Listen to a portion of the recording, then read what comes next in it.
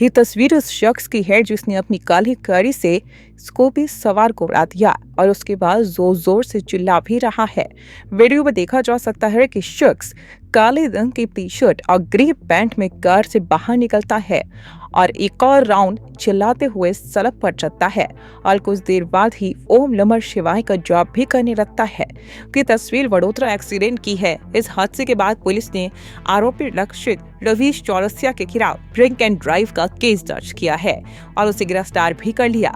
लेकिन अब आरोपी ने दावा किया है और ऐसा खुलासा किया है जिसने सभी को हैरान कर दिया। आरोपी ने कहा है कि हादसे के वक्त वो शराब के नशे में नहीं था। वहीं लोगों का आरोप था कि कार चालक शराब के नशे में था, लेकिन आरोपी ने इससे साफ तौर पर इनकार कर दिया। आरोपी ने कहा कि उसने कोई नशा नहीं किया था। हादसे की वजह बताते हुए उसने कहा कि सड़क पर एक गड्ढा था जिसकी वजह से उसकी कार आगे चल रही गाड़ी से मामूली टकरा गई और हादसा हो गया। आप कहाँ से कहाँ जा रहे थे और क्या हुआ था? सर मैं वहाँ सूर्यशेखर से निजामपुरा वापस आ रहा था। बस क्या हुआ? किधर है? गधेड़ा सर्कल। सोसाइटी का नाम? सोसाइटी का नाम नहीं पता सर। हम लोग स्कूटी से आगे आ रहे थे, एक जो कि कारेली बाग चौराहे पे चौकड़ी पे आप देखेंगे कि गड्ढा हुआ है और हम लोग जब राइट लेने का स्पेस था उस टाइम एक स्कूटी थी और एक कार था। उसके बाद जैसे ही हम लोग अंदर घुसे तो कार छू गई और एयरबैग खुल गया। जैसे एयरबैग खुला कुछ आगे का दिखा नहीं और गाड़ी अपने आप ही डीरेल हो गई।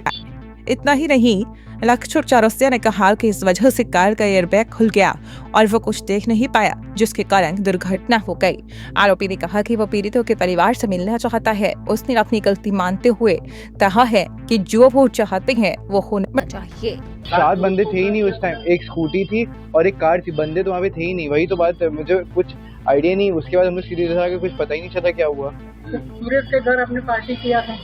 नहीं कुछ नहीं किया था। सीधे वहाँ से निकल उसको छोड़ा था। वो होलिका दहन के लिए हम लोग गए थे। तो आपने दारू किया था? नहीं कुछ नहीं पिया था मैंने। गांजा कहाँ लिया था? सर मैंने कहीं कुछ नहीं किया था। और क्या से कितने दिन पता है आपको? 8 लोग। सर मुझे अभी जस्ट पता चला है और मुझे कोई आइडिया कल तक भी नहीं था क्योंकि मुझे से बताया गया था, मुझे पता नहीं था।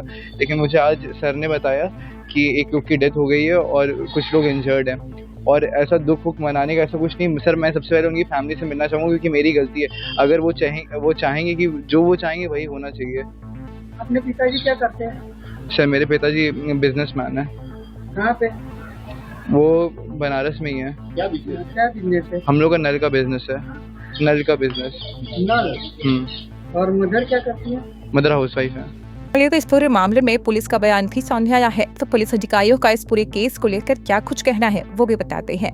ये जो मार्ग अकस्मात का किस्सा है, इसमें एक 4 व्हीलर व्हीकल जिसमें एक ड्राइवर सवार था और उनके साथ में एक 4 पैसेंजर था, वो अम्रपाली शॉपिंग कॉम्प्लेक्स करेली बाग पुलिस स्टेशन के लिमिट में ये घटना घटी है, जिसमें 3 और व्हीकल इन्वॉल्व है। उसमें 2 एक्टिवा व्हीकल और एक ईवी व्हीकल उसमें थे। कुल उसमें 8 सवार इंजर्ड हैं। उसमें से एक महिला की मृत्यु हुई है। इस घटनाक्रम का जो गंभीरता को ध्यान में रखते हुए सीनियर पुलिस ऑफिसर्स और मल्टीपल इन्वेस्टिगेटिंग टीम्स इसमें जुड़े हुए हैं।